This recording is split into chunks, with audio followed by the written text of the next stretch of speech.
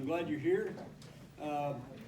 Mr. Reed's got an announcement, and I'm going to make some introductions, and then we're going to turn this over to Mr. Johnson. Hey guys, most of you know me, some of you don't. I'm the Ward 4 councilman. Susan's daughter, if most of you are in Ward 1, I suspect. Susan's daughter had minor surgery today. It took longer than she thought it was going to. Daughter's fine, but she's not going to make it tonight. And so she wanted me to let everybody know that that's the reason that she's not here is because of her daughter's surgery. And after that, Matt, knock yourself out. Okay, thanks. Again, thanks for being here. Thanks for the interest. It's always nice to know that people are actually interested in what we do. So with that being said, I want to make some introductions. First off, the new Assistant City Manager, Von Sullivan, is here. Our new Communications Director, Claudia Deakins. Billy Harless, the Community Development Director. Ward 3 Councilwoman, S.B. Bowen. Ward 6 Councilman, Jeff Moore. Of course, Ward 4, there you are, Reed. Jess Husky on the Planning Commission here too. Oh, Planning Commission, thanks for being here. And are there any more commissioners? Heather's in the back. Oh, and our city attorney that makes sure that we do everything legal is Heather Poole, back in the back. Got too many Moores here. Who is Heather?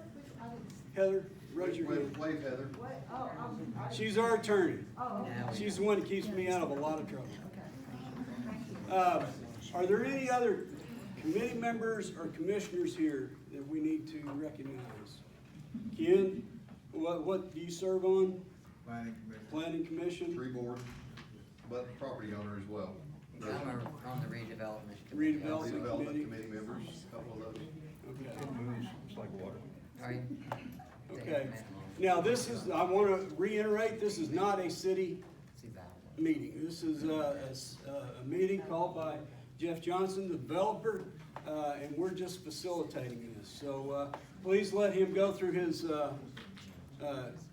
presentation, and then he'll be open for questions. And again, thank you for being here. We'll try to get the air turned up or down. Is everybody comfortable? I see a couple fanning themselves. Down? Okay. We'll see what we can do. And Jeff, it's all yours. Thank you. First of all, thank everybody for coming.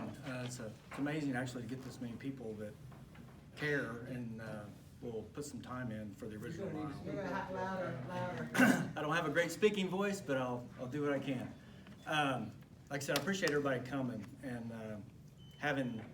showing interest in the Mile. It's been a long journey with the Mile. I've been involved with the Mile since almost 10 years, since the original steering committee. I purchased my first home in the Mile when I was 19 and lived there quite a while. As far as a developer, I do a lot of infill development in different communities, around Oklahoma City and around. So I have some knowledge. What infill is, not everybody speaks. Infill is more of an urban development, the difference being redevelopment of old vacant lots, tear downs, burnouts, things that happened to real estate in the past, and versus new development, which by the way is way easier, just to go out and buy a piece of land out east and put a road in and build something. I mean, that's a totally different animal. But kind of what we try to promote is to create community and enhance connection and quality of life. I mean, those are the things that we try to do when we do development, especially infill development, because you're already dealing with a surrounding environment. So that's kind of what we do there. We want to design walkable spaces, sharing spaces, knowing your neighbors type thing. Most of your suburb neighborhoods are not like that. There's a lot of disconnect. People pull in the neighborhood, the garage door goes up, they go in, they walk into the house and they don't talk to anybody. It's just, it's more of how a suburban neighborhood works. The original Mile is not that. It's more of a dense, populated, meant to be a close-knit neighborhood. So we want to enhance the living of in a neighborhood like that.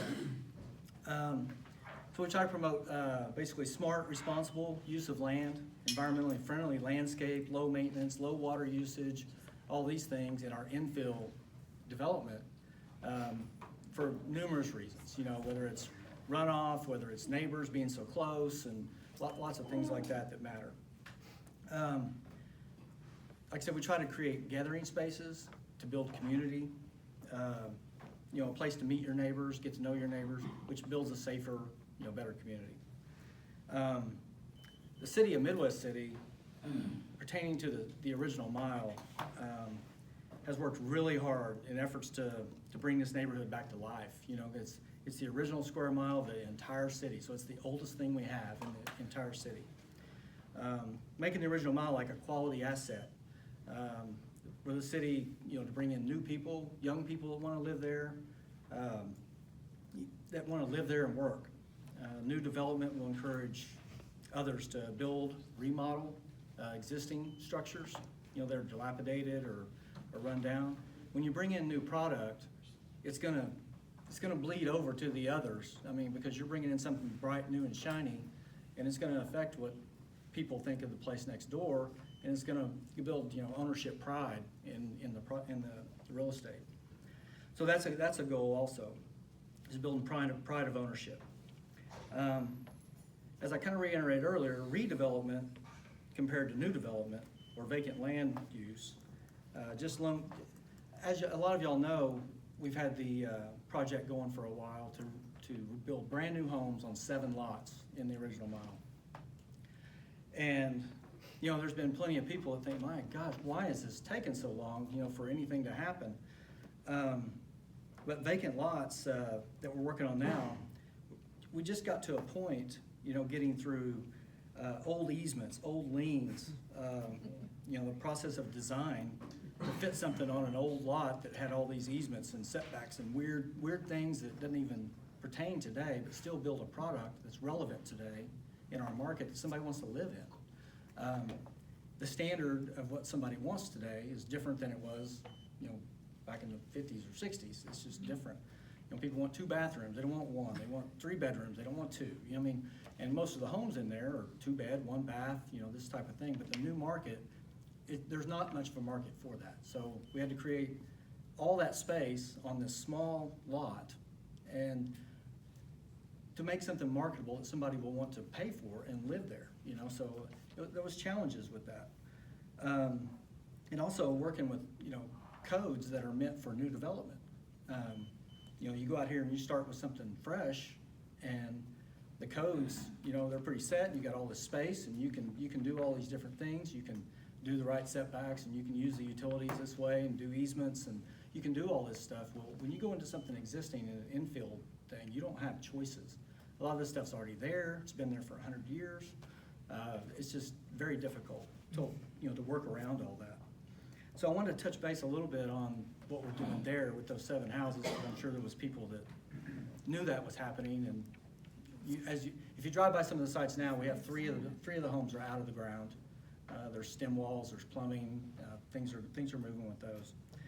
But it took months and months to get to a place where we could actually build something on that, get a permit, you know, to get the city to issue us a permit. Just had to clean up a lot of old stuff. I mean, there was liens and, you know, foreclosures and all this stuff on these titles that we couldn't even get a construction loan to build something, you know, so it took a long time to get all that done.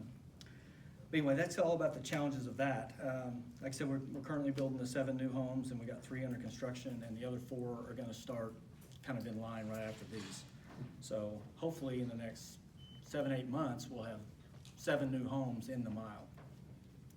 What we're really here to talk about, but I want to start with that, is Bellom.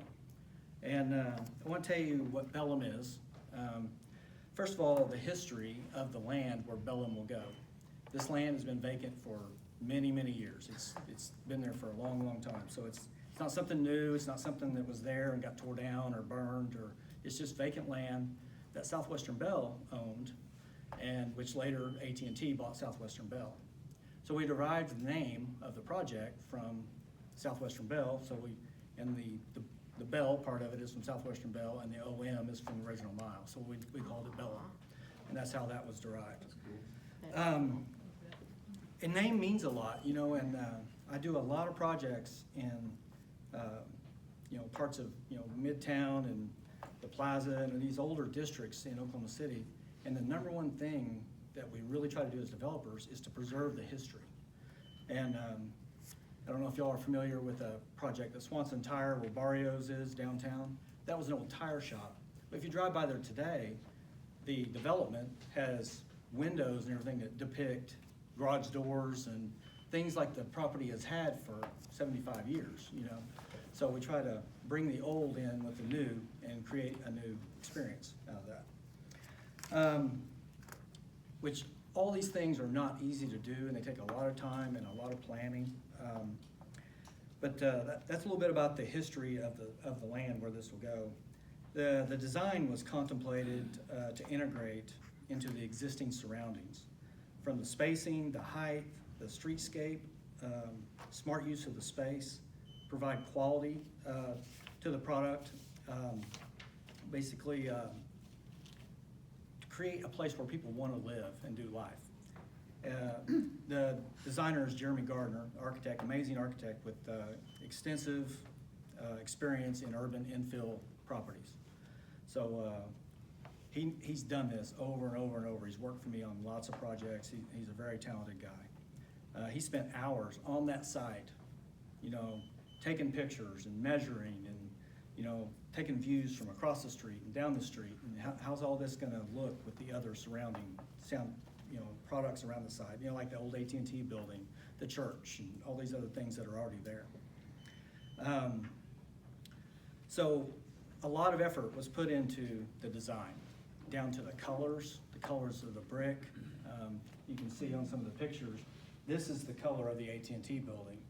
So we're taking from that and we're drawing that down the street to carry on. And you can see in here, there's a mixture of brick where it changes to red, which brings in more of the colors and stuff of a lot of the red brick homes that are on the street. And I know there's other colors of brick, but this is kind of what was brought out from the architects. Even the roof lines are depicted as homes and not just a flat roof or just one single hip. I mean, there's 5 ways to do this roof cheaper than this. But this is what design come up with as far as fitting in with the neighborhood and the culture of the neighborhood. You know, the Mile has many types of commercial and different property uses, everything from duplexes, triplexes, apartments, commercial use, churches, schools. It was designed that way, to have all these things in one community so that people could access all this stuff. When it was the original Mile, it was the only mile, you know, so that's where everybody did life, you know.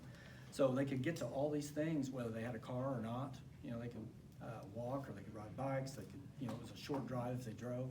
So that's the history of the Mile, in that that's what we need to keep as the history of the Mile, is to keep it what it was, but bring new life to it. And so that's the goal of the use that we're looking at, is a similar use to what's already there. I want to speak to the micro retail places that we put down here. They're small, so don't think it's a department store or something. Those spaces are anywhere from they can be anywhere from 650 to maybe 800 square feet, so they're little spaces. They're designed to be enhancement to the quality of living there. You know, it could be, you know, a coffee shop, a sandwich shop, an ice cream shop, a barber shop. It could be, you know, a wine bar. It could be a craft beer place. It could be lots and lots of things that enhance the neighbor's experience of living in an urban setting. And I know that 90% of the people here probably don't really understand what an urban setting is or to live in one, but the original Mile was designed to be an urban setting, having close access and easy access to lots of services and things. So that's what the retail is meant for. We call it retail because that's just the zoning that you have to do it. I'll probably have to give that space away to somebody to get somebody to come and just try it. You know what I mean? So it's not like it's going to be desirable to a bunch of retail people out there that say, oh, I'll go put a place over here in the Mile, a coffee shop, and, you know, they may starve to death if all you people don't come to it and, you know, enjoy their coffee and sit on their patio. I mean, so it's gonna be difficult to convince somebody that there's a market for something like that. So it's kind of bold a little bit to even assume that will work.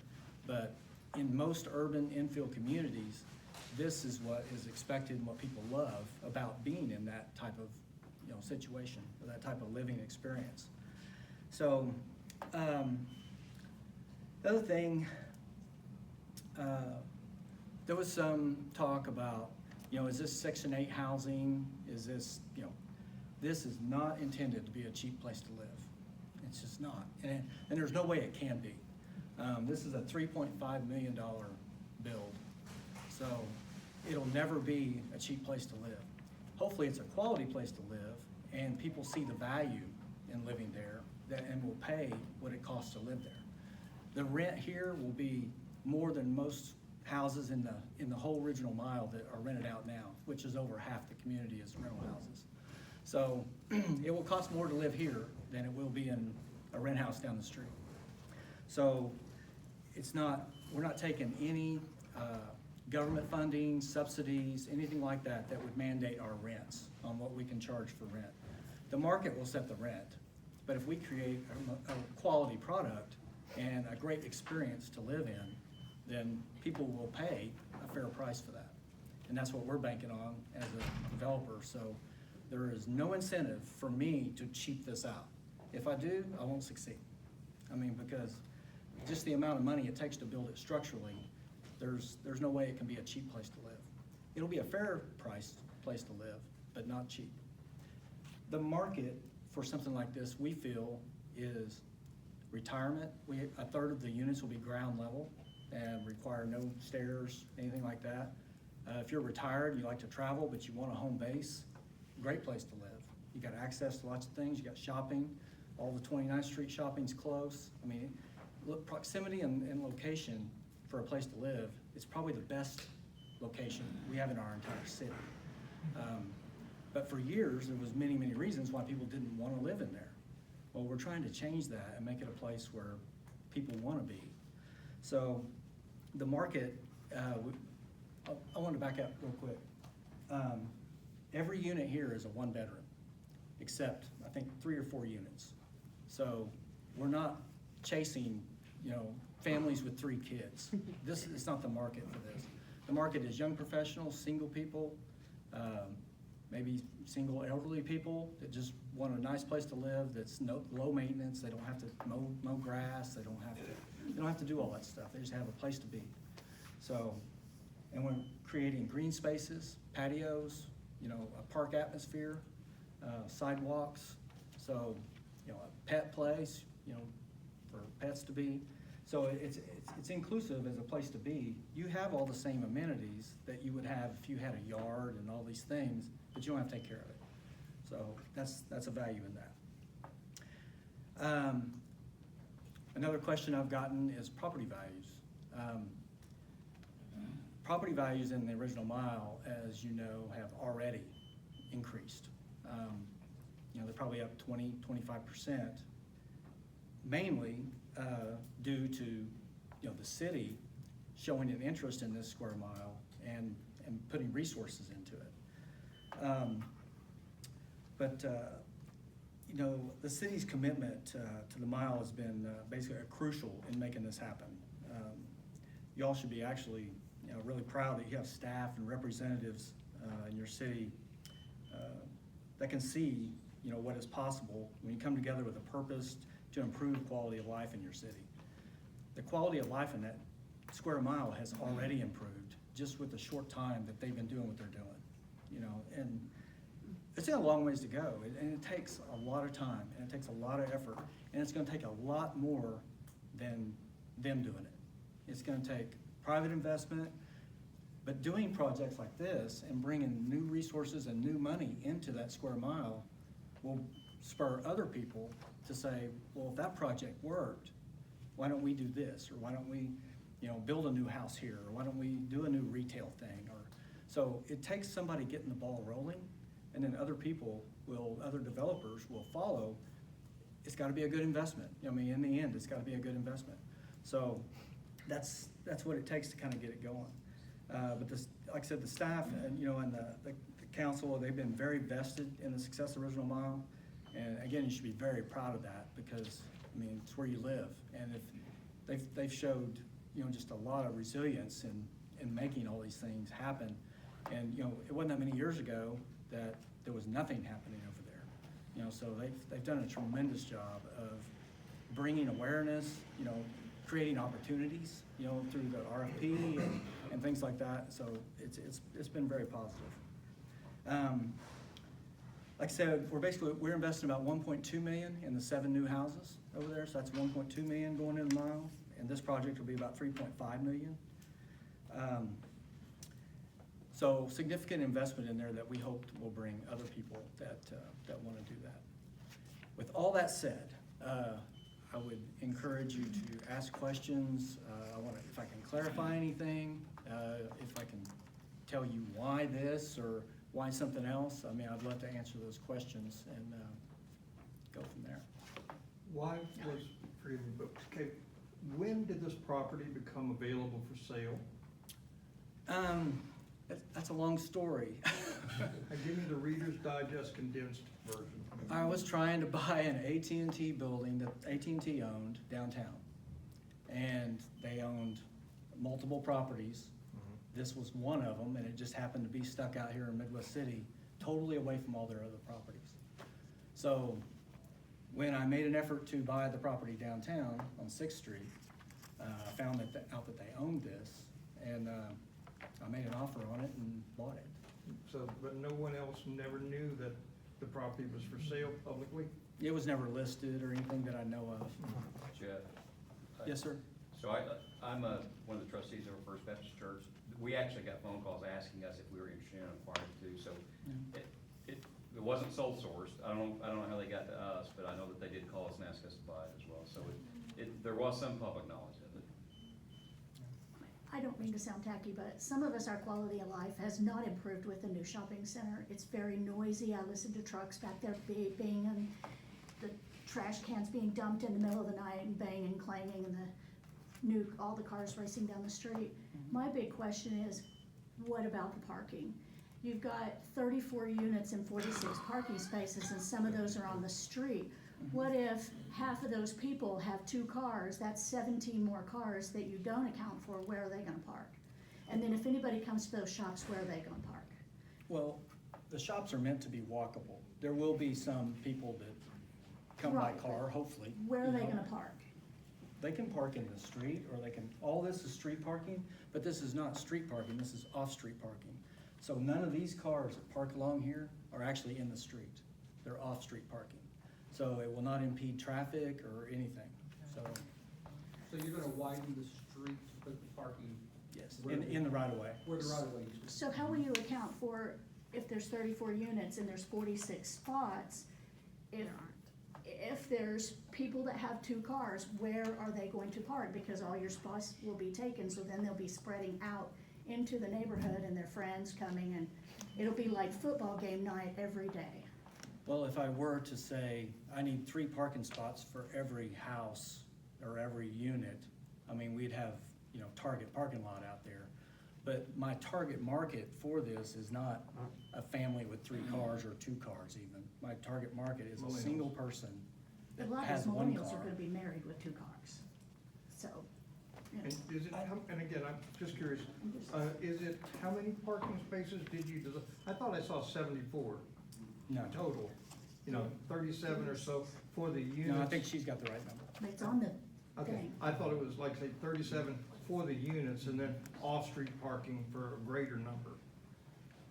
Yeah, no, I think she's right, total, it's 46. The shopping center's wonderful, I'll say that, it's great. I know it's been good for the city, but I it didn't have is, anything to do about that. it is noisy and dirty and. Yes, ma'am. Are they gonna, do a traffic study, cause I know just with the, remodeling of the football field, the amount of cement trucks that pass my house, stop and go all day long. When school starts and there's that kind of construction traffic, You're really gonna need a four-way stop at my intersection, I can promise you somebody's gonna get hurt. Yeah, I don't know about what's been going on over there with all that, but, Well, I just don't know, like, if you go building something like this, I mean, it looks pretty, I live a block and a half away, but the intersection of East Rickenbacker and Harmon, I've seen 2 cars in 6 years go up the light pole for not stopping. you know, just the 7 houses that we've started, you know, I guarantee you, we're bringing construction trucks through there. And, you know, sometimes there's a little pain They're to right get the down the road, gain, you too. know, but, There's 2 of them down the road from me. yeah, and, but that's not unnormal for any other subdivision that has any activity. I mean, so if it's a brand-new subdivision, it goes on for 5 years. You know, we'd be talking about spending a year doing this, you know, so. That's what my next question was gonna be, how long are you expecting that to take to build once you start I putting think the it's a year, foundation? it's a year. A It's a year to build it. Takes much more time to plan something like this than Oh, it wait, does to I'm build aware it. of that, yes, I was just Yeah. wondering how long the Yeah, trucks we've would be. spent a lot of time, dollars. I mean, you wouldn't believe the amount of time that the design, you know, the amount of time that's spent on design for this. Well, and I do understand that, 'cause I am on the redevelopment committee, so I've seen some of the other stuff you're gonna do long beforehand, and it gets changed. Mm-hmm. And that would be the other thing, the basic product's gonna be the same with the same number of buildings and Yeah, even you know, if, essentially, there's 6 lots here, and I'm putting 6 buildings. So it's not a lot different than having 6 homes on 6 buildings. You know, if you had a family of 4 in every one of these houses, you know, the density's not that much different. This is actually considered more of a medium-density development. If we were to have covered this whole thing in building, you know, and done some structured parking, I mean, you wouldn't do this in Midwest City, but I'm just saying, the density could be way up there. You know, this is more of a medium-density, is the height of that building gonna be about the same as the building that's already there? yes. Yeah, a lot of that was taken into consideration with the height of the church, the height of the AT&T building, all those type things were kind of taken into consideration. Yes, ma'am. So the AT&T building remains as it is Mhm. and functioning for whatever function it serves. And how many units are there? 34. 34 unit, and they're all one bedroom, you said? All but 4. And the 4 that are not one bedroom are? And they're located back here in the back. This one building, I'm not even sure why the architect did. I told him I wanted all 1 bedrooms, but anyway, this 1 bedroom, he put 4 2-bedroom units in it. Okay. But that's the only building that has any 2 bedrooms. Okay. Yeah. I did a market research on all this before we ever started anything on this. And across the city, 1 bedrooms, there are none for rent. I mean, they're all rented. 2 bedrooms, there are lots of vacancies. And basically the price between a 1 bedroom and a 2 bedroom is almost nothing. It's very similar, but there's just not as much demand for it. And they're designed for single people, you know, elderly people, you know, that just want a place to be and not have to take care of a whole house. Is this rental property? Is this an apartment Apartment. complex? Yeah, they're for rent. Okay. Mhm. Yes, ma'am. What's the price point on the 1 bedroom and the 2 bedroom? Our pro forma is done at, I try to be conservative at 900 a month, but they will probably be pushing closer to 1,000 a month for a 1 bedroom, No, I'm just, which is more than any place in Midwest City rents for. Yeah, the average rent in Midwest City is around $1 to $1.10 a foot. These are 750 feet, 1 bedrooms, you know, so you can kind of do the math. We're way above what Midwest City So it'd be around says we'll take it for 1,100? rent. Close to 850 to 1,100. Yeah, we pro forma it at 9, but really we need to be closer to 1,000. Okay, I have another question about the parking situation.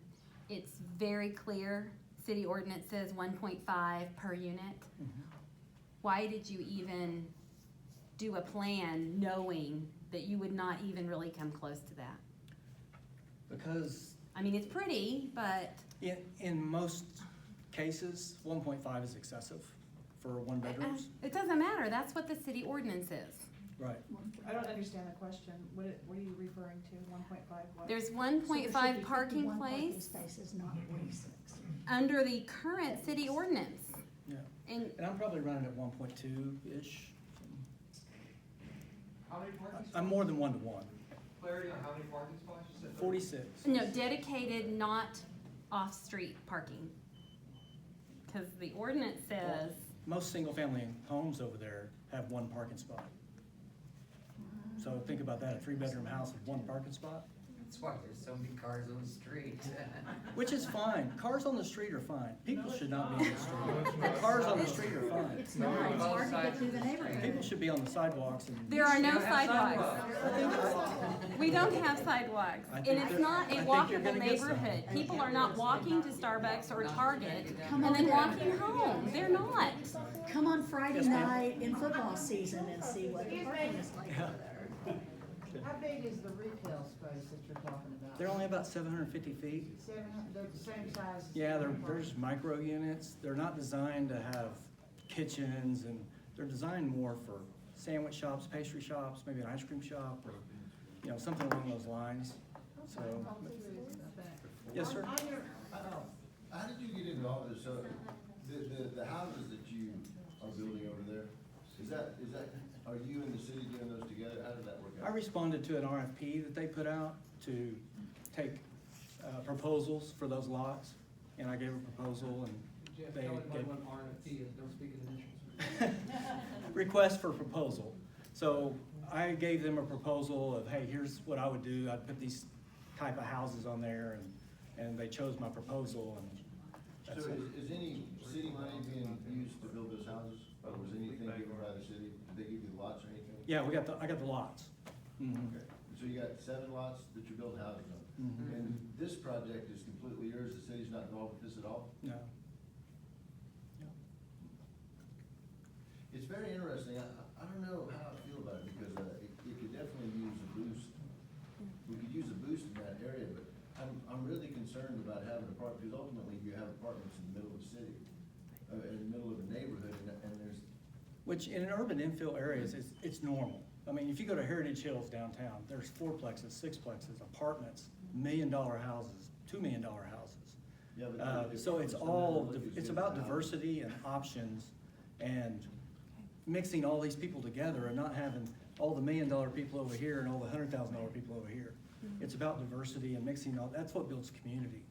So that's what urban infill is. How big are the houses that you're gonna build? I'm sorry? How big are the houses that you're building? They're all roughly 1,400 feet, around there, some are 15. And how, are they gonna be built with, brick or what? Yeah, They have yeah, to they're be. all Okay, brick. we asked questions They all about meet, houses after the meeting, was a meeting just Yeah. about this right here. Well, I'm asking about what he's doing in the city, I'm just. yeah, they all meet city code, and they're brick, and So they're brand new houses that don't look anything like the original Mile houses. They're just new they don't brick. look exactly like the original one. I Because I hope know they we don't have a look new like. one by the football field that doesn't really fit in with the rest. They are designed with features that fit the neighborhood, whether it could be a roof line, it could be, you know, front porches, it could be things that fit in the community, you know, around it. But no, they are not exactly like everything that's there. Will the micro breweries, et cetera, will they have a defined area and time of closure? Or will it be kind of, well, we're gonna stay open later to, you know, we're a microbrewery, we're gonna stay open later than the ice cream shop, cause it's Friday night, after all. The millennials are in, you know, their millennials are coming down over here, that's gonna cause issues. Is it gonna be self-policing? I mean, they'll have to meet all city codes and how they run their business and all that, I mean, just like any business anywhere. But the demand of the community will decide what they're doing, basically. If there's nobody there to purchase anything, they're gonna close. You know, if the neighborhood and the people around it are enjoying it and using the patio and eating there and doing things like that, you know, they'll have hours like Chili's, you know, stay open till 9 or whatever, you know.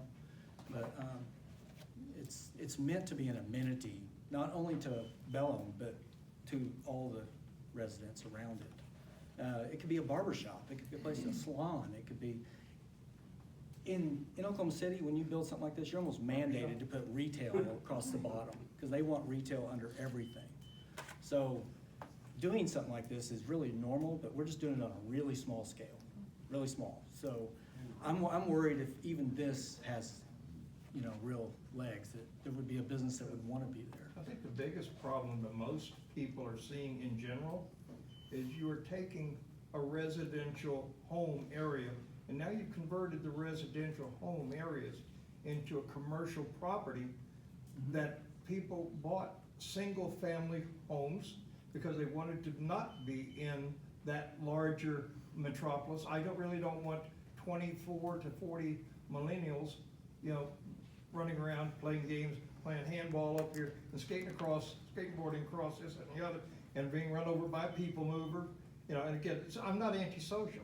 Right. But I've moved into a quiet neighborhood, and I moved from Target's back storage room when this Target pushed me out. And I'm pretty sure that there's several people in here that, you know, if we have that same experience, that they were paid what it cost to originally build, not what it cost to rebuild the new home or whatever like that. So I mean, Well, I would say you definitely do not live in, you know, a sleepy neighborhood out in the country for sure. You live in a very busy neighborhood. You have sports, you got churches, you got schools, you got, you know, retail all the way around you on four But sides. we've got it all the way around So- us, we don't have it in the That's a middle key of the point. neighborhood. You got retail all around us, and we're in the middle, and we like our quiet neighborhood. But you're putting something like Beverly Hills in the middle of, you know. 90210. An old neighborhood. I know, I don't know about you, It's not but- really, to me, it's not feasible, I don't understand. All I can see is, maybe I'm wrong, you know, because I speak my point, is you mentioned something about more developers coming in. Okay, we saw what happened at the shopping center over here at the mall, when they eminent domain, and they can do that. They can come in there and the city can condemn your property for commercial business, not for government or anything like that. That is demand, but they can condemn your property. So you said something about, well, that'll bring other developers in. Well, now you've got a fancy, real shiny, nice looking apartment complex, and now all these other homes, and some people can't afford to build their homes up. And then we're looking at, well, there goes the neighborhood. People are gonna leave, maybe some will stay or some will leave. And then here we go, city comes in, and they grant it to you guys, the developers, they condemn the property, and the next thing, there's not gonna be no more original mile. It will be in just words alone, because you'll have all these fancy buildings, all these fancy homes, and we will all be pushed out. I like that neighborhood. I came here and said before, when I was in the military, that was the only place I could afford as an airman, you know? And I've been all over, and I wound up settling, and me and my wife got married out to her grandmother's house, and we like this neighborhood, it's good people. But this, I think, is gonna destroy it. Well, the purpose of No, infill, hold on a minute. I work construction, and I've done a lot, don't laugh, I don't care. You said something about there's no demand for two-bedroom homes. All them high-dollar apartments we built over there in Oklahoma City, right there off 235, were 1 and 2 bedroom apartments, and they're full. They're done. You know, I don't think this is a good idea, and everybody can think how they want. But I see the ultimate end. Sooner or later, they'll come in and there will be no more original mile. The only place that they cannot chase off is the churches, because I've talked to the pastors at these churches. They cannot take the churches, but they can take all of y'all's property for commercial development, not just for government. If the government needed a base or something and we need to put this military installation here, no. Now, it's a new court ruling, Supreme Court upheld it too. Everybody needs to check their homework. Any developer, if they can do it with the city and they deem the property is substandard, they'll do just like they did at your shopping center.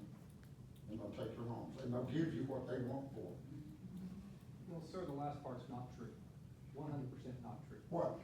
It has to have an appraisal. Oh, yes, it has to have a appraisal. I don't know, you talk, you don't. Okay, go ahead and talk, and then I'll come back on that. If you don't agree with it, there's a second appraisal, and at the very end, there would be a third appraisal. And it is all mandated by the courts if you choose not to do that. So the only thing I take issue, the rest of this is for Jeff to take, is, and I have not talked to a single councilman or a single member that even talks about eminent domain on anything.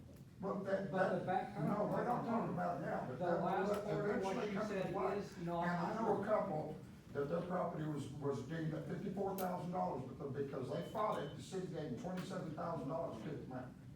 Okay. They were one of the last things. Sorry. Can I speak? Some of us have been around since the last update, Yeah, it wasn't very pleasant. I've been in eminent domain before, I understand what all that I'm is, sorry, but I don't my believe goal in is to those. develop infill empty land, not take over some houses I there. don't understand why they can't be single dwelling homes like the majority, why can't you not just build seven houses? You could, but you got plenty of that. This is about diversity. This would be a great place. You know, this is about creating another product for a different user, somebody that may not live there or want a home house with lawn and maintenance and paint and, you know. Not only that, but I haven't seen any you parks say where that's gonna you meet go all by the current church city and codes. something. You're not gonna have to get a single variance or anything. But the clock tower, it's still gonna. Everything that gets done has a variance. Everything that gets developed has some variances. It's And just, if you put a Well, right, right now, the city does not approve, and this is not on you, but I can tell you, I know several instances in there where people had to rebuild their garages in this neighborhood. And because of new city code, they had to move those foundations for those garages over, offset from their driveways, and the city will not budge on a variance to get people to grandfather in to the old codes when that neighborhood was first developed. And you have to move and juggle stuff around, and that, to me, is not right. and see, there's another thing. That area should be, and I know this is not you, I'm talking to the city now, this is what they're gonna face when we have the zoning, or whatever they're talking about. They will not budget inch for the people that live there, but they're willing to go to a major zoning change to be able to put this high density residential in there and not budge for the people that's already there. And that's not right. And now, can I add on to that? You can add on. When you go to the city and try to get remodeling on your home, it has to be in accordance to the way it was built, and like mine in 1949. I can't put a whole bunch of modern stuff on it. It's gotta stay in with that, within those, I can't change the windows. It has to stay within those times of 1949, and you're putting a building in 2019 in there that never looked like anything from 1940. No, Now, we're getting off the. we're getting off the subject here a little bit, and, That is an and, interesting They point, do that it let has you to change look, windows the older and homes stuff. have to look like 1940. no, that is not, No, they that is not true. That is not true, Melissa. That is not true. It's not true. I'm Billy Harless, I'm the Community Development Director, and so building inspections and a lot of this project and the original Mile project came out of my department, so I'm very familiar with it. We have never not let somebody go put in windows because they didn't look like Okay. the surrounding windows. That has never happened in the original Mile. I changed Okay, it's happened to me now. Also, can I say, And since so, the city's not we, involved, so why do you safety, don't know safety that? things such as electric, we make them bring them up to the new code because safety first. And that's, not only in our department, but also the fire department. I think that, working around the original Mile, we've been, very accommodating, because I've seen the building permits come through, and we've worked with a lot of some of the property owners that are in this room on trying to accommodate on stuff. So, you know, I understand we're about this, but, you know, on the original Mile and working with property owners, we do everything that we can, whether it's take it to the Board of Adjustments or do something administratively. No, I can show you 2 or 3 examples where a garage had to be moved over. That's not even trying to work with the people. We are here to hear Mr. Johnson. I understand that this is all part of it. Well, if you have to Fear is a it. specific on an issue, we do They fear it to happen again. come and address exactly you, but right now, I know this is really Mr. Reed's role, but we are here for Mr. Johnson to talk about. yes, ma'am. Let's I go back have to a the question parking, about the wouldn't it? apartments. I know it doesn't really have anything to do with, I guess it does. I was just curiosity, the wiring on this, are they all hardwired for, are they hardwired for fire alarms? Yeah, smoke alarms, or- basically built to commercial code. Okay, so. Yeah, they're commercial buildings, they're actually I didn't know. sprinkled, Yeah. alarmed. Yeah, Alarms it's a whole too? different code than a house, you know what I mean? Will it So- have alarms in it? Each one will have an Mhm. alarm? Fire alarms, yeah. Fire. Okay. These have to be sprinkled, Mhm. their apartment? Mr. Johnson, how many retail, stores are there? There's two. Two? Okay. There's this one in the corner of each one of these very east buildings. What do you envision for those? Like I said, it could be a barber shop, a sandwich shop, a donut shop, a coffee shop, you know. Still open up in the air. Yeah, I haven't talked to a tenant. You mentioned something about a wine bar, okay? Or, Yeah. other people have mentioned in the neighborhood, little phone text later about a bar. Is there not a church there, or is there not a school there? Is there legal distance? Yeah, it's over 300 feet. It's over 300 feet. I don't know at all if that's, They can't even rent out the property on 15th Street and Key Boulevard, and y'all gonna put that thing in there and expect, I just don't see it. Different guys, different Different guys. buildings. Just two retail spots? Just two. they're only 750 feet. But they're designed to have outdoor seating Okay. in that, between the buildings. That's a Uh-huh. patio, Common area. lighting, common area, And the which can be first- used by anybody, anytime. And the first levels will have patio access, per private fence, No, or? none of it's private. None of it private, no private, okay. Like this is between the two Right. retail. Well, I wasn't sure in this picture, there's kind of a brick fence. Like here? Yes. Yeah, I those- wasn't sure if that was a patio or what. There's another one here. Uh-huh, That's where mechanicals are, so okay. we wanna hide Like air those. conditioners and stuff. Air conditioners, stuff like that, we wanna Okay. hide all that. Okay. How about noise from that? Yes?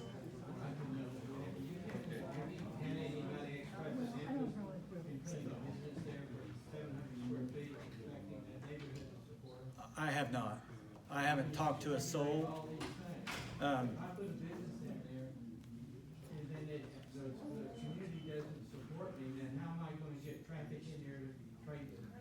You might put a. They're meant to be neighborhood-driven spots. I don't know that I would risk, I've had a couple of businesses, I don't think I would want to risk putting a business there with expecting the community. A good example of a local person that I would go talk to,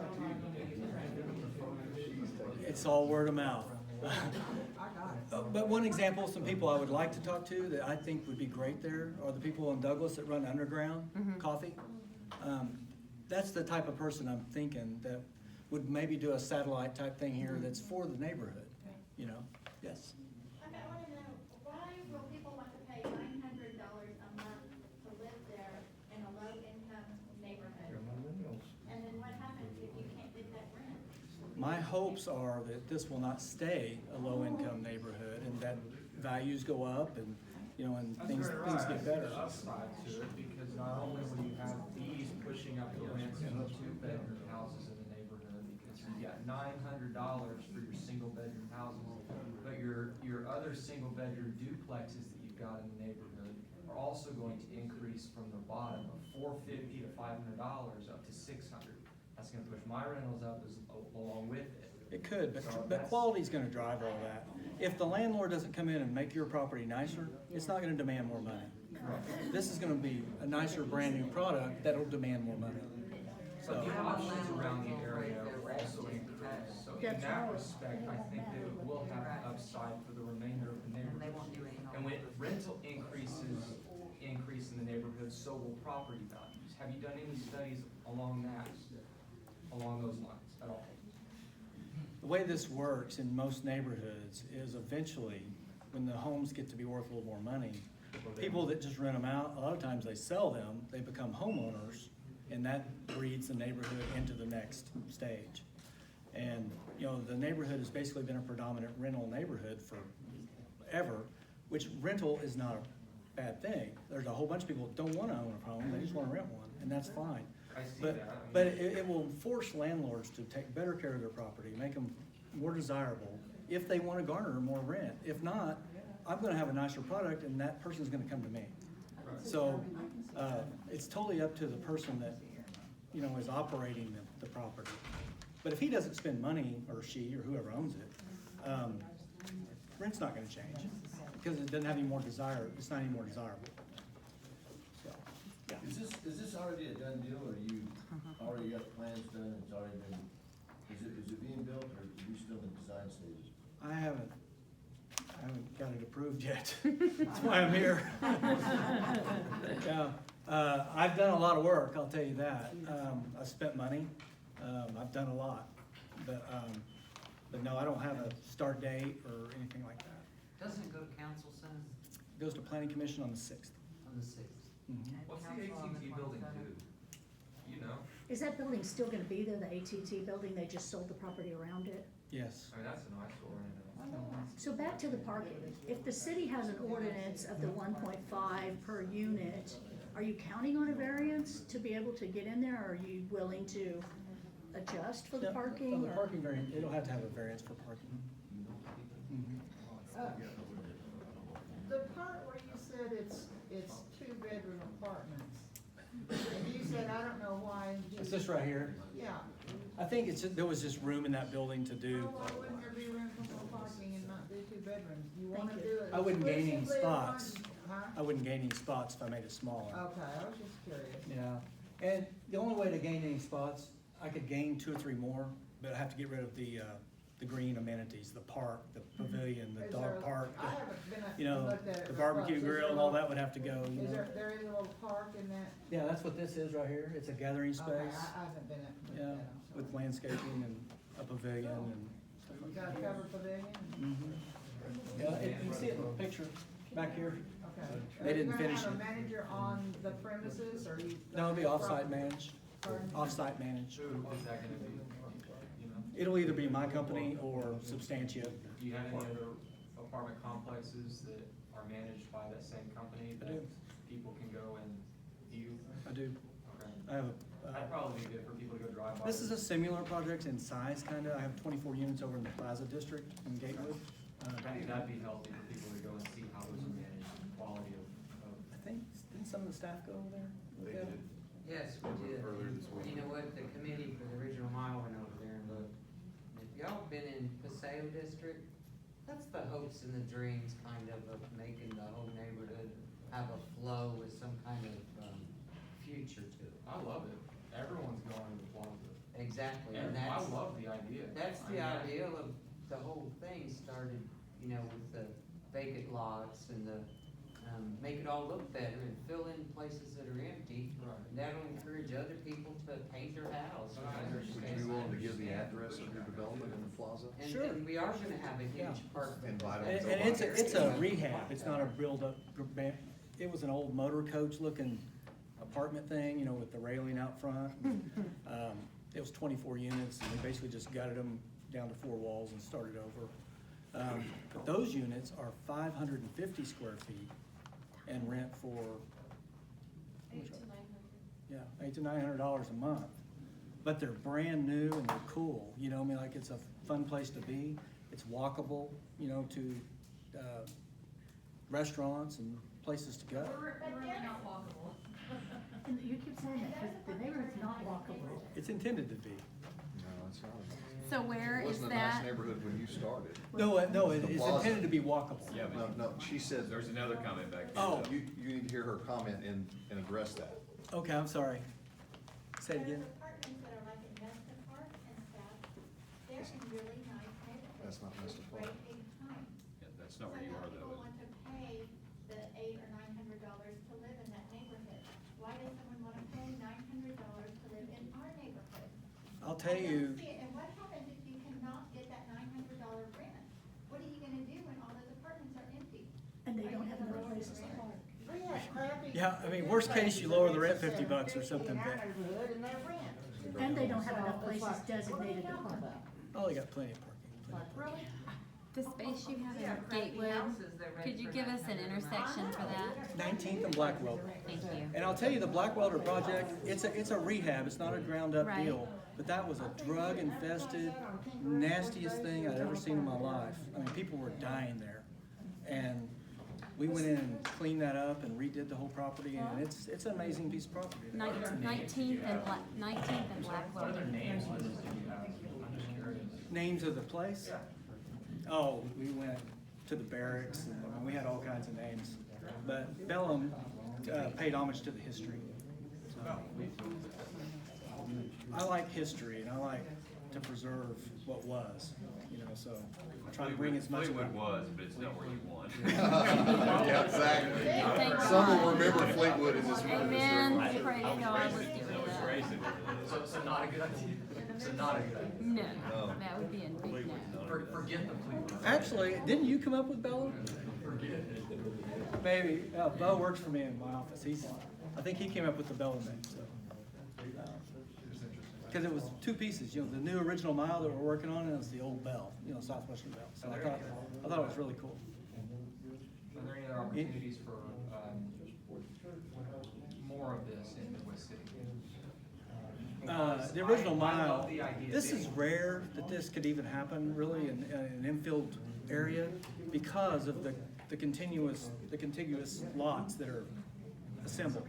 Right. You'd never get that many lots assembled again, so this would be probably the only one you see. I'm in support.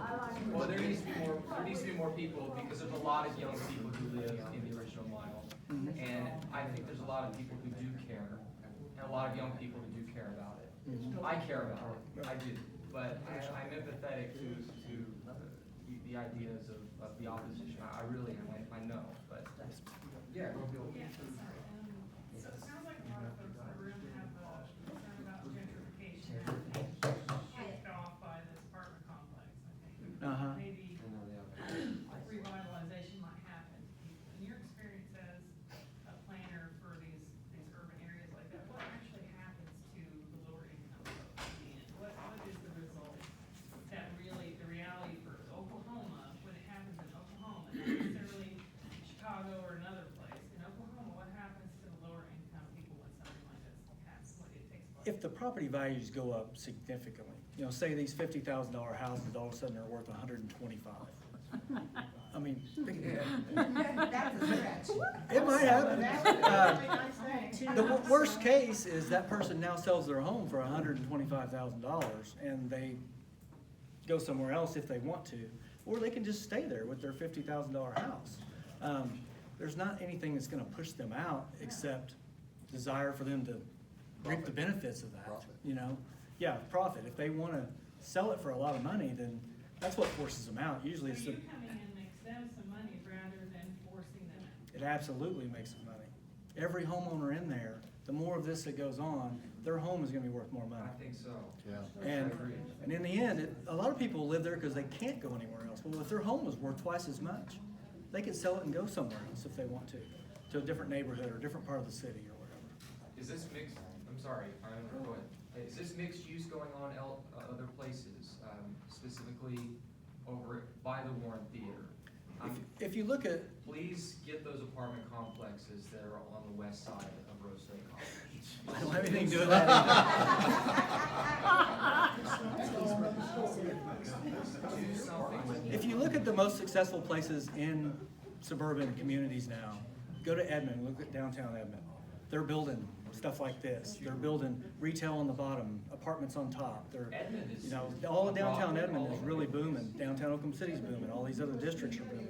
North of Bricktown is a good example. People have a desire. Hopefully this will start something. That Edmund money is a whole different ballgame. We have Tinker though. Yes, ma'am.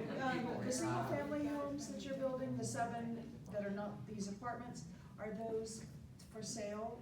Yes. For owners, or are they gonna be rentals? No, they're for sale homes. Okay, Our goal is to sell every home okay. to a homeowner. Yes. There's a house on Kitty Hawk, okay, Key Boulevard, and you come back on Kitty Hawk, the first intersection, they just rebuilt it, remodeled it, they put in a storm shelter, it's a white house, they just sold, you know what I'm talking about? Not really, but I know the property. You know what I'm talking about? Yeah. That thing, I understand, was $165,000. That'd be great, but I don't know if that's right. On Kitty Hawk? In Kitty Hawk? On Kitty Hawk. When you- yeah. And Someone needs to have is that the that. Airbnb? Mhm. Yeah, I think this is gonna be. Duplex on Kitty Hawk. Every dollar you pump in there is gonna help everybody. It's like a rising ship, you know? But I know it's hard to grasp all that. It's a lot. I get it. It's just putting up with the meantime, I think, is the hard part. The traffic is gonna be something else. It'll take 10 more years for things like this to truly see the benefits of it. Well, and you know, you wanna see sidewalks, but it doesn't do any good to put in sidewalks when you got trucks running up and down the road. I'll say You're gonna tear the roads the up. city is working on plans and some things to do improvements in the mile. And, you know, that'll be on their time and. I'm aware of that, and I But, know that everything has a schedule. But there's a lot of people vested. I mean, I'm telling you, you should all be very proud of the city staff and city council, all those people that are putting the effort into the mile. Well, thank you for seeing the potential in it, I mean, honestly. Well, it wouldn't happen, if cities don't get involved like that, it just doesn't happen. And I've seen it where, you know, things just get neglected and push, you know, kick the can, and, they have really got involved with lots of ideas and thoughts and, you know, ways to get things done, and, it's been impressive. So I think it's a big step for Midwest City to do these things, so, yeah, Darla. Jeff didn't know I was gonna be here. I grew up with Jeff, and I think it's great that he's wanting to improve Midwest City. He has a heart for Midwest City, and I looked at the property you just referenced, 156,000. Wow. Okay, so we have 2 or 3 rental properties in there. That's why we came. Jeff didn't know I was gonna be here. He's like, what are you doing? I'm like, we have rental properties. Well, I wanna hear what you're doing. I think it's a good thing. We're not opposed to it. And yeah, we don't live there, but I live out in Choctaw, and he's like, I can't walk to places. I think it'd be cool if there was a donut or a coffee shop. And if you're targeting young people that are young professionals, that's what they want. They don't wanna take care of your yard. They wanna go, oh, I can go over there and get my coffee. And if it's stuff like that, and I don't think Jeff's saying he even knows what's gonna go in there, and I think he's the one taking the risk, whether he gets the $900 a month. So I don't know that anybody should worry about, I mean, Jeff's the one's gotta take that burden on. So this is a risk I think he's taking to try to improve that. So I think it's only gonna help, but that's just my opinion. I know for a fact that my property value's gone up the last 6 years, because I just had my house appraised, so, and a lot. It's gonna continue So it's to. gonna, yes, and I know. People that. will buy homes in there for different reasons, you know, than they have in the past 20 years. Oh, I bought You know. mine because it's close to the store. They'll buy a home in there because they wanna live there, you know, not just to buy a rental investment. They'll buy a home because they wanna be there, you know. Can I answer any more questions? Oh, okay, so you said the 6th of August or something is when they'll either say, the city will say yay or nay? It goes to planning commission. Planning commission will say yay or nay. And then if they say yay, Or is that where you just It'll go to presented? the planning commission, and the planning commission will make recommendations to the city council, which will be 2 weeks later on the following Tuesday. Planning commission is at 7, city council is at 6, so, but they'll be in the Planning chamber. commission is advisory only. They can say, we want something, and the council can say no, or they can say, we don't approve this, and the council can still say yes.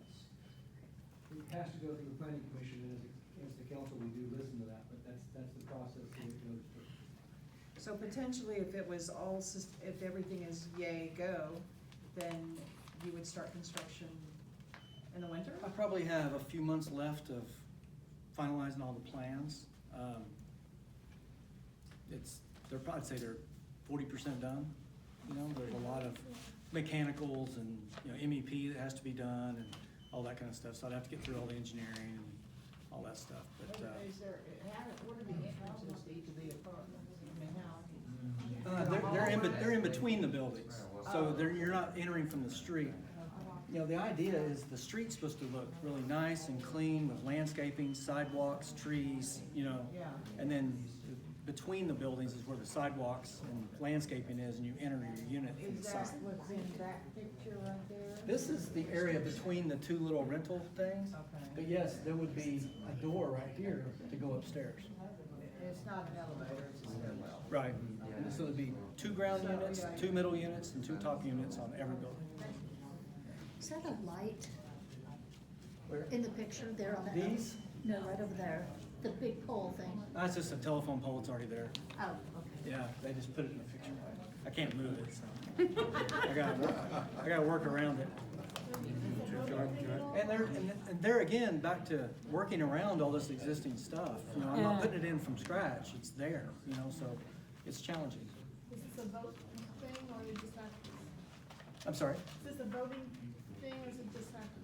Yes, Do we get- it'll be a vote thing. Okay, Yes, they'll vote on it. The city Well, council. to the city council, but The we don't city get to. council. No, you all The don't get to city vote on it. He's made an application to the city that'll go through the planning commission, and they will vote and recommend approval or, approval with recommendations or, not approve it, and it'll go to the council, and they'll take those considerations to account, and then they will make a final decision on it, whether to go forward with it or to go forward with some changes, or whatever the case may be.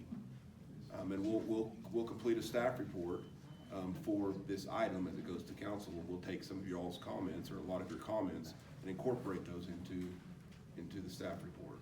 You know, back to the design, this could have been just one big building, but the architect's seen this as continuing kind of the progression of home, you know, building, and having the breezeways, you know, going through it. And it's way more expensive to build it this way than if I built one building. And I could have done the same thing with just a block. But this kind of pays homage to the street and connects all of it. And do these buildings go from like Jacobs to Kitty Hawk, or is there a break between them? Kitty Hawk is up here. So this right here is facing Kitty Hawk. There's only one building back here on Jacobs. So the idea is to pull in here, park, you can leave this way. So, and we try to make, you know, some trash and stuff accessible where they're not trying to drive through there. It's not a covered parking anywhere. Just open air parking. Would you maintain that parking lot? I'll when it's maintain, ice I'll and maintain the snowy? entire place. So when it's icy and snowy, y'all will. Yeah, that'd be the management people, but Well, yeah. We want you out there shoveling. Does each one have to get out there and shovel their own drive or what? But no, it's intended to be a place to live, and you don't have to do all that work versus owning a home. It's just a diverse way to live. It's not bad or good, it's just different, you know? I live this way downtown. I don't have a yard, I don't have anything, and it's amazing. So. Jeff, I know this is your meeting, but I'd like to just, from the city's part, because I know that the variance issue is going to come up again and again and again. And so why that the city would be okay with some variances on this, and variances are always controversial. And in this case, when we did the reason we did a study on the original mile was because there hasn't been any investment except for what the city has done out on Town Center. Okay, and we did a study for that to see how we wanted that to proceed and go forward. And so we got with Oxner, Hare and Hare, who was some of the original planners for the mile back in the day when it was originally done. And we sat down and said, there has not been any investment in there. There's been, over the last 10 years, until this last year, so the previous 10 years, there have been 3 building permits. 2 of them were for Habitat for Humanity, and 1 of them was for an Airbnb. And so we had acquired several lots over the years because either tax purposes or because dilapidation and the people abandoned the property or for whatever. We were just paying to mow them. And there's a number of empty lots in there. And so we got with Oxner, Hare and Hare, and we grouped together and said, how can we start getting investment in here, because the private sector is not investing into this original mile. We have location right next to the interstate. We got Town Center out front, close to downtown, but we're not getting private investment in here. And so we pulled our heads together and went with that through the original mile and pulled out some of the elements of it and said, how about if we package up some of these lots? And originally we were just gonna build on them. The city was gonna go out and build some houses on them. And we sat around and talked about it and said, hey, how about if we put them in a request for proposal? We as city folks that work for the city don't really understand the market like somebody like Jeff. I didn't know Jeff was interested in it at the time. But let's package them together, put them out on the street and see what the market is for this area. And we had 2 proposals, and Jeff was one of them. We took them through the reinvestment committee and saw the presentations, and Jeff came out the winner on this. We chose his proposal because we thought it would create some synergy down there. The other proposals were very nice homes, but they would have not been talked about very much. They didn't stick out. They didn't, I shouldn't say stick out in a positive way. And Jeff has the experience of building these type of products in the Oklahoma City Metro and some other areas. And so that's how he got involved in the the seven houses. And so in that redevelopment study and the studies that we've done, the strings that are tied to the lots down there, that to the development and to the original mile and the market and the price of the lots and all of these things is not tracking development. So we had to, in these studies, it says, hey, you're gonna have to bend some rules. You're gonna have to let the market, there's a new way of doing things. You're gonna have to, accommodate these developers when they wanna develop down here, when they wanna make investment in here, whether it's retail or whether it's single family housing or whether it's multifamily housing. And to answer someone's question as to, do we have this anywhere else? Well, we do. We have it in the original mile, right down the road, there with the 4 apartments over the top of the Slotsky's. But that's on the edge of the neighborhood too. It is, there's no And doubt. it doesn't bring extra parking and, cars into the neighborhood. It is, and so through this, the city recognizes, or at least my department recognizes, and the conversation has been, there's gonna have to be a little bit of risk here, and take a chance to go with what the millennials, what the people are, what the market is out there. Yeah, there's some on-street parking, and yeah, there's not the standard 1.5 parking. And so, in order to get this investment down there, Jeff is at big risk doing this. The city's not involved in this except processing the permit and having to justify why staff is going to, justify the variances in some cases on this. But there's the studies have shown that in this area that's what we're going to need to do to attract investment, and it's working. We've had now in the last year we've had not only his building permits, but we've had some other duplexes come in, and the lots, some other people are buying up the lots. We have some more people interested in this, so it is working, and we're excited about it. Is it perfect? I don't know. We're gonna work on the staff report, and we're gonna work through some of these issues, and like I said, take your comments in for that. But that's how the variants enter into this, and why we're okay at entertaining those variances on this and on the parking. And there's some others that he has for some of the heights of the buildings and those type of things. So, and we'll take a look at that. You're bringing that up, and some of the investment problems that you're talking about is also with homeowners, people who are currently homeowners. Right. The reason they're not investing to say rebuild a garage, build a nicer, newer looking garage is because if they tear that old building down because of the new codes, they have to move it. You're saying you're doing everything you can to work with developers to come in. Why don't you work with the people that's already there? And I will be glad to talk with you about this, on whether somebody's building it over an easement or whether somebody's building over a line or something. I'll be glad to visit with it, because I don't know what you're talking about. But that we force people to move things. And I know you know what I'm talking about. I don't know what you're talking about, but I'll be glad to visit with you about it. So, when I say investment, I'm talking about people coming in and fixing up the homes as well, their current That's what I'm homes. talking about. And about people, instead of buying them as rentals and then just turning them over as rentals, we're not having people coming in as homeowners. I mean, we've tried first-time homeowners assistance, and we've tried some other programs, and it's just not taking hold. And so that's why our department, and with the leadership of the council, has come in and tried to come up with something new and a new way of trying to get investment down there. And it's working. I want to give you one example about, you're talking about fixing up a home. We bought a home for $41,000 that needed a lot. So we go through, and it was almost a test model for me to see what it took. If I bought a house for 40 grand to make it desirable, look nice, new as possible, right? It took almost $40,000 to fix the house. So now just say I got 80,000 in it, and I don't know if I can get 80,000 for the house. It's small, but if the houses don't have more value, you can't afford to spend the money on them. So if the house was worth $120,000 done, then it makes sense. But when you buy it for 40, you spend 40 on it.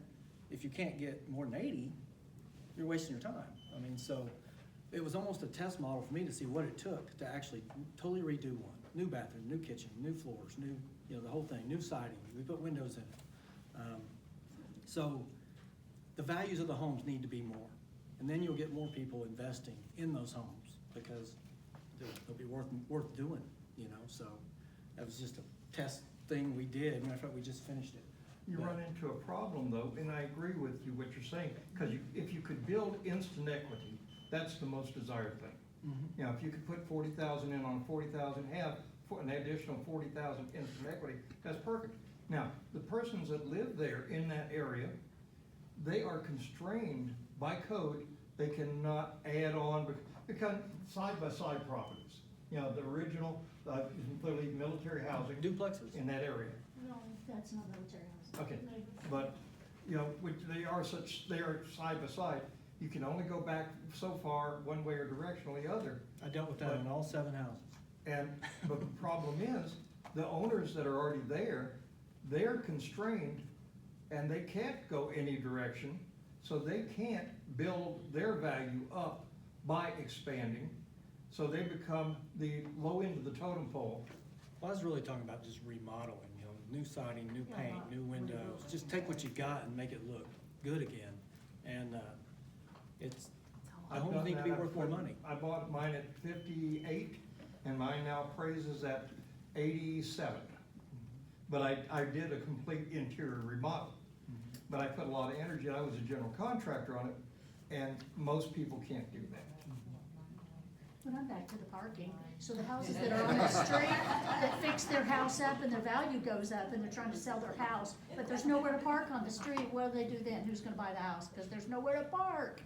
I have It's just more than enough parking. parking to park my building. Now, all the other people that park in the street in the whole neighborhood, I mean, I got no control over what they're doing, As or long as why they're there's doing one it. person with one car. You just have a single car driveway? I can get 2 full-size cars in my driveway. But I have nobody a does long that. They driveway. park one in the driveway, one in the street. Yeah, I can, mine's like this, but I'm just saying, it's just. When I need an extra parking space, I'll just go park over there. I hope that doesn't happen. Ladies and gentlemen, we've been at this for an hour and 15 minutes. All great questions and discussion. Has all your questions been answered or Brought to light. you know, brought to light? Yes, sir. Are all 7 of the houses that he's currently developing, are they all single residents? Yes, sir. Yes, sir, they are. Because Yes, we sir. had heard some rumors that a couple of them were like duplexes, but like 2-story stacked on top. but There's they're some all 2-story single. houses, but They're one family. 2-story, but they're all single family. Okay. I wish we'd had the design. It would knock your socks off. It really would. Yeah, Jeff. You mentioned one thing, you might only, a few of the lots have been possibly split. There are some lot splits, where there'll be a couple of single family houses up in there with a shared garage or something like that. I hadn't seen the plans on those. Maybe you could, maybe, common driveway, that's what I'm looking for, so. But, all of them will be single family. And, again, is there any more questions concerning this particular development? Thank you for taking the time to come and talk to us about it. So nice, thank you. Thank you all for being here. This warms my heart to know that you're engaged and you want to know what we're doing. You should. I mean, that's what you are citizens of Midwest City for. And I think I can say this for all the council, that you can contact my office or any one of us at any time if you have any questions, concerns, or comments. And I do have a question. Yes, ma'am. Doesn't have anything to do with this. Jarman Junior High School is gonna be demolished, that's after 2020, May of 2020, is that correct? They're going to sell it. Now, what its fate is, I have okay. no idea. Okay. The building will be sold with the property. According to Dr. Cobb, their plan is to not repurpose it, but sell it. Okay. Jarman and Monroe will be combining this year. Oh, I thought that Jarman was gonna have one more class. They may have one more year. Yeah, that's what I heard. One more, this is the final year, okay. Again, thank you all for being here. Have a good night. Thank you.